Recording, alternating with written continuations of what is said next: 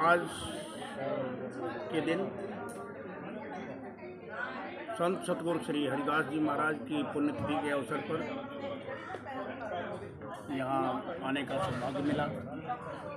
सतगुरु कबीर रूहानी मिशन के संस्थापक होने के नाते मेरा सभी साध संगत से निवेदन है कि वो सतगुरु गरीबदास जी महाराज, कबीर साहिब जी महाराज की वाणी को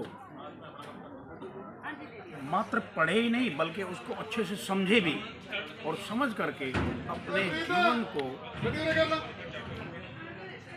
उस लेवल का, उस उच्च दर्जे का बनाएं जिस दर्जे पर हमारे हरिदास जी महाराज, कबीर साहिब जी महाराज और गरीबदास जी महाराज पहुँचे हैं।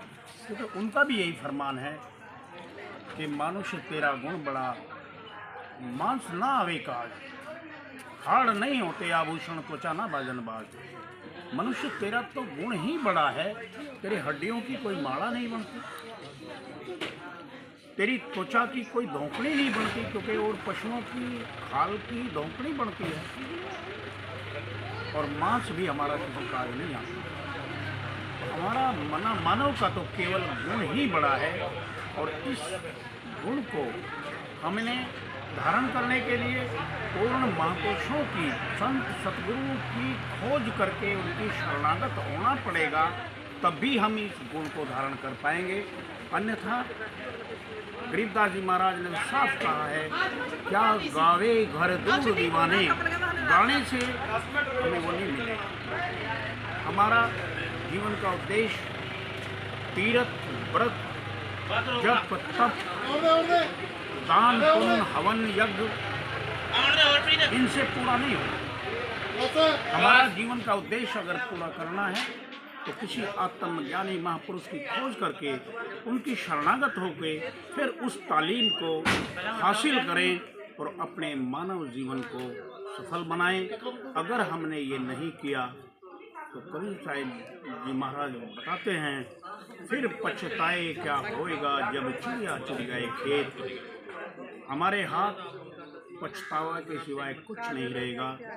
तो मेरा सभी से ये आग्रह बार बार यही है कि वो अपने मानव जीवन को सफल बनाने के लिए किसी पूर्ण आत्मज्ञानी महापुरुष की पहले खोज करें, फिर उनकी शरणागत हो और उनके कहे अनुसार अपने जीवन को अमली जामा पहनाएं।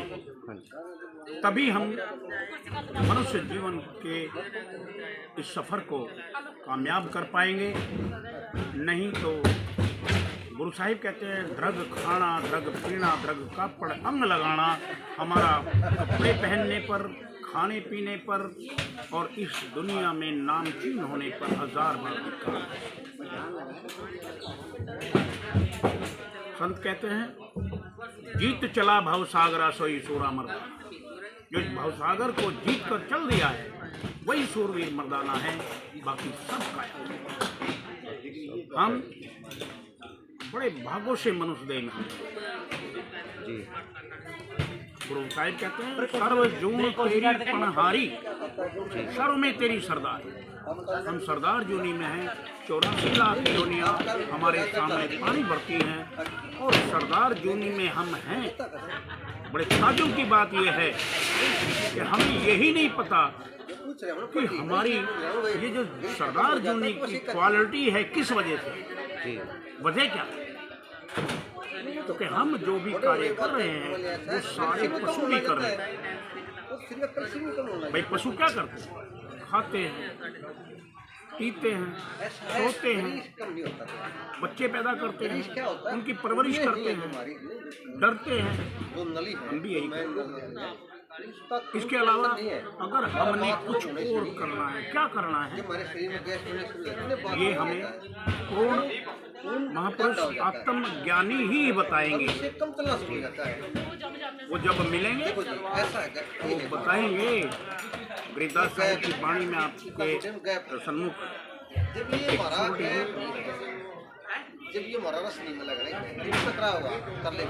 गरीबदास जी महाराज कहते हैं, मकी देंदी बालम याने नु। अरे बालम है मेरे सतगुरु, है मेरे स्वामी। याना कहते हैं नादान को। इस नादान इंसान को बुद्धि दे, मती दे, देंदी बालम याने नू गीता और भागवत पढ़त है, नहीं बूझे शब्द ठिकाने नू। माफ करना, हम गीता और भागवत पढ़ते हैं लेकिन उसमें जो लिखा है उसको नहीं समझ रहे, उसमें जो फरमान है संतों का उसको हम उसके भेद को नहीं जान रहे जी। इसलिए कबीर साहब ने कहा कि भाई तुम करोड़ों रामायण और गीता पढ़ लो, अगर तुम मानव के अंतर के भेद को नहीं समझ पाए, तुम्हारा ये पढ़ना पढ़ाना सब। फिर आगे गरीबदास जी महाराज कहते हैं, मन मथुरा दिल द्वारिका, मन मथुरा दिल द्वारा नगरी, कहाँ करे बरसाने। अरे भी तुम मथुरा में, काशी में, कहीं भी घूमा लेकिन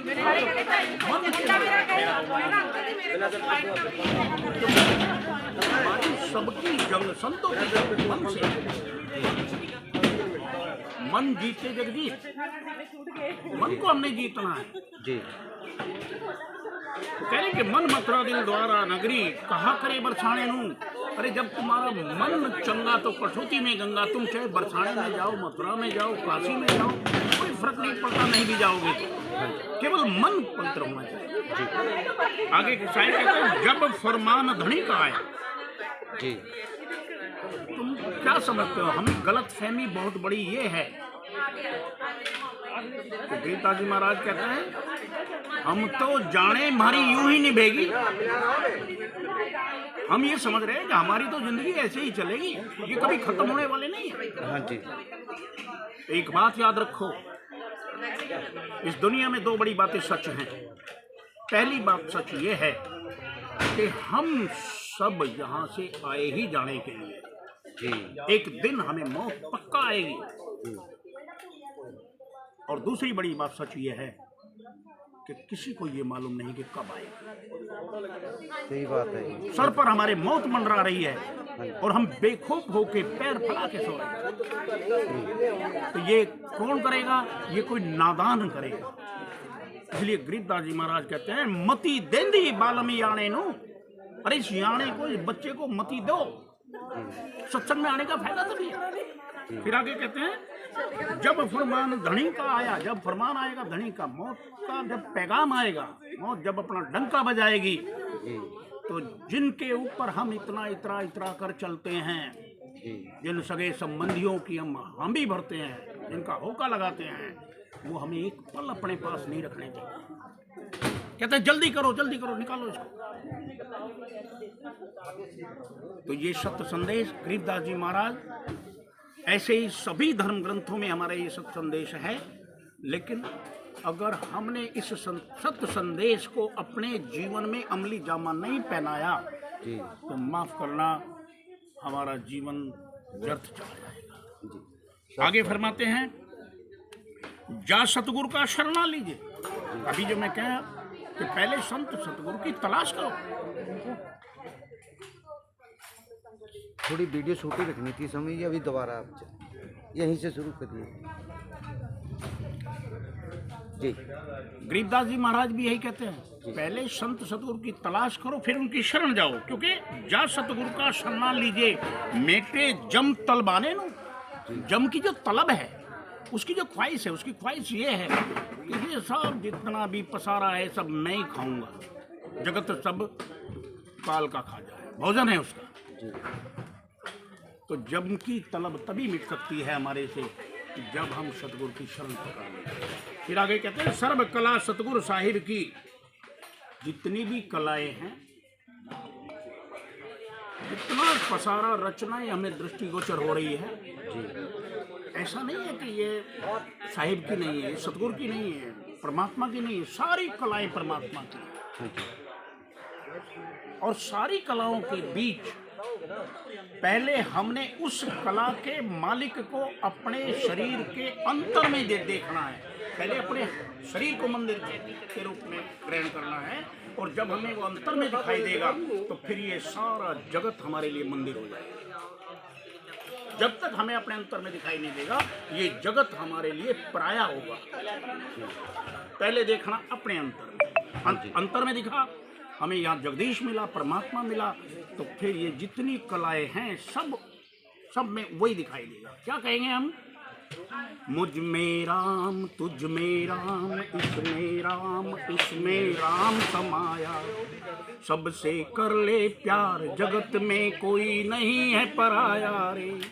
जब तक हम अपने अंतर में परमपिता परमात्मा का नूर नहीं देखेंगे, जब तक उसको हम प्रकट नहीं कर लेंगे, तब तक हमारे शरीर से संबंधित लोग ही केवल हमारे हैं जी, बाकी सब है।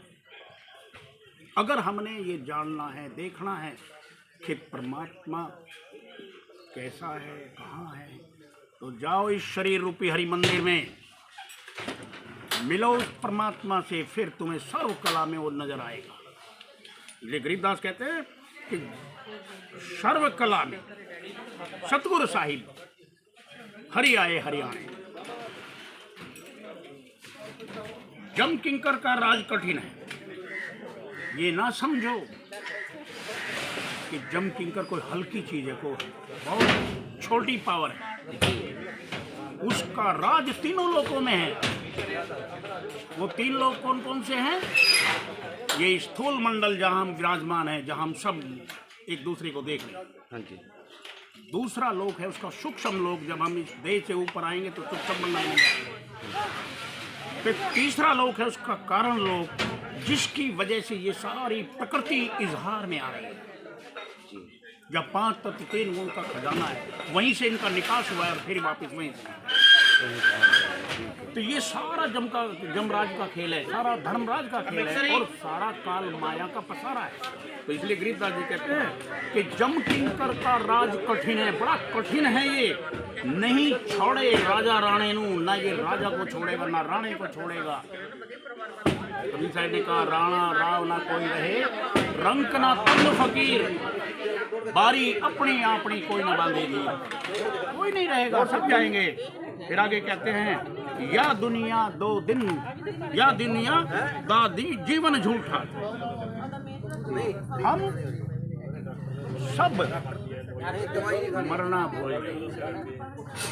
अरे जिसको चलना बाट उसे क्या सुहावे खाट, जिसको मरना याद है वो इस दुनिया में लिप्त नहीं होगा।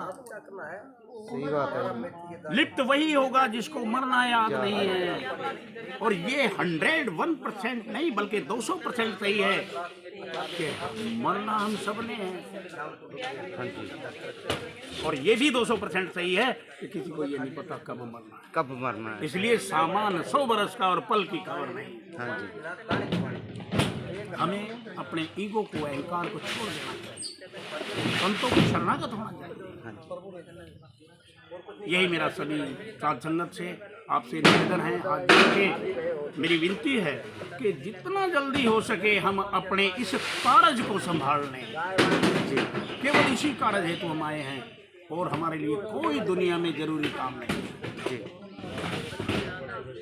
कोई जरूरी काम नहीं है। सब काम अपने आप चलेंगे, हम नहीं चला रहे। हम अगर किसी पर बहते दरिया के बीच पत्थर पर बैठकर हाथ पैर ऐसे पैर उसमें पानी में चला रहे हों, तो हम ये गुमान ना करें कि ये हमारे पैरों की वजह से दरिया का पानी चल रहा है।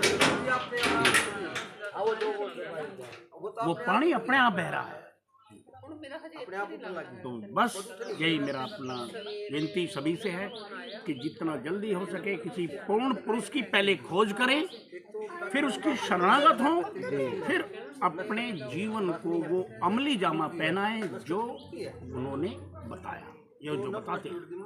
सच्चा है। बहुत बहुत धन्यवाद स्वामी जी, ਤੁਹਾਡਾ बहुत बहुत ज़्यादा धन्यवाद।